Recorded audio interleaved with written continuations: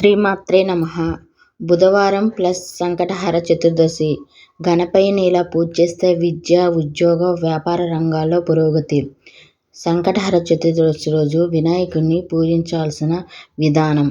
ప్రతి నెలలో పౌర్ణమి తర్వాత వచ్చే చతుర్దశి రోజు సంకటహర చతుర్దశిని నిర్వహిస్తాం. దీనినే సంకటహర చతుర్దశి లేదా సంకట చతుర్దశి అని కూడా అంటారు.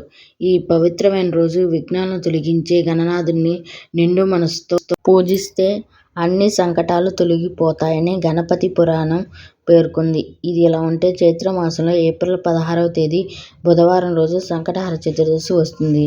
మరి ఈ రోజున గణపతిని ఏ విధంగా పూజించాలి, ఎలాంటి విధి విధానాలు పాటిస్తే ఏడాది అంతా సమస్త శుభాలు చేకూరుతాయనే వివరాలు ఈ స్టోరీలో తెలుసుకుందాం.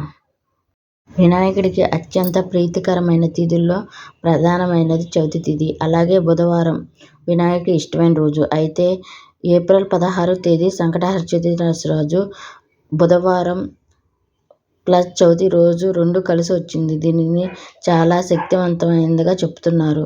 ఈ రోజు మరకత గణపతిని పూజించడం ద్వారా అద్భుతమైన ఫలితాలు మీ సొంతం చేసుకుంటారు. వినాయకుడి అనేక రకాల విగ్రహాలు ఉంటాయి. అందులో ఆకుపచ్చ రంగు ఉండే విఘ్నేశ్వరుని విగ్రహాన్ని బుధవారంతో కూడిన సంకట చతుర్దశి రోజు పూజిస్తే సమస్త శుభాలు సిద్ధిస్తాయని చెప్తున్నారు. ఇంట్లో లేదా వ్యాపార స్థలంలో మరకత గణపతి ఉంటే చాలా మంచిది.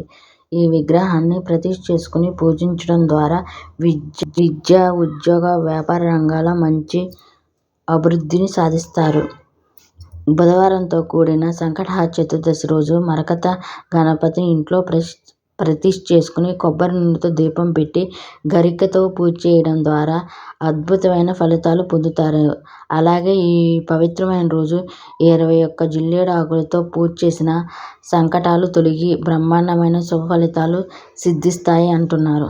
21 జిల్లేడు ఆకులతో పూజ ఎలా చేయాలంటే సాయంకాలం పూట శుభ్రంగా స్నానమాచరించి పూజను నిర్వహించుకోవాలి. ఇందుకోసం పూజా మందిరం శుభ్రం కడిగిన ఒక పీట ఏర్పాటు చేసుకుని దాని మీద పసుపు రాసి కుంకుమ బొట్లు పెట్టి తర్వాత బియ్య పిండితో ముగ్గు వేసి దానిపై శుభ్రంగా కడిగి గంధం బొట్టు పెట్టి 21 జిల్లేడు ఆకులు ఉంచాలి. ఆ జిల్లేడు ఆకుల మధ్యలో గణపతి విగ్రహాన్ని ప్రతిష్ఠించాలి.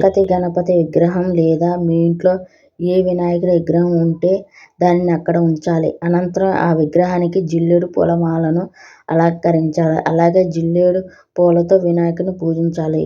నమో హేరంబాయ మదమందితాయ సంకటహర నివారణాయ నమః అనే మంత్రాన్ని జపిస్తూ గణపతి పూజించుకోవాలి. దీనిని 21 జిల్లేడు ఆకులతో పూజించాలని అంటారు. ఆ తరువాత గణపతికి ఇష్టమైన ఉండ్రాలు, పాయసం నైవేద్యంగా సమర్పించాలి. సంకటహర చతుర్దశి రోజు ఈ పూజ నిర్వహిస్తే గణపయ్య సంపూర్ణ అనుగ్రహంతో పాటు ఏడాదంతా బ్రహ్మాండమైన శుభ ఫలితాలు కలుగుతాయి. జీవితంలో అనుకున్నవన్నీ లభిస్తాయి. అంతేకాకుండా చేసే పనిలో ఆటంకాలు తొలగుతాయి, విజయాలు చేకూరుతాయి. అలాగే దేవాలయానికి వెళితే గరిక పూసలు కలిపిన నీళ్లతో గణపతికి అభిషేకం జరిపించాలి. ఇలా చేసిన చాలా అద్భుతమైన ఫలితాలు పొందవచ్చు. ఓం శ్రీ మహాగణాధిపతయే నమః అని కామెంట్ చేయండి, లైక్ చేయండి. మరిన్ని వీడియోల కోసం నా ఛానల్ సబ్స్క్రైబ్ చేసుకోండి. ధన్యవాదాలు.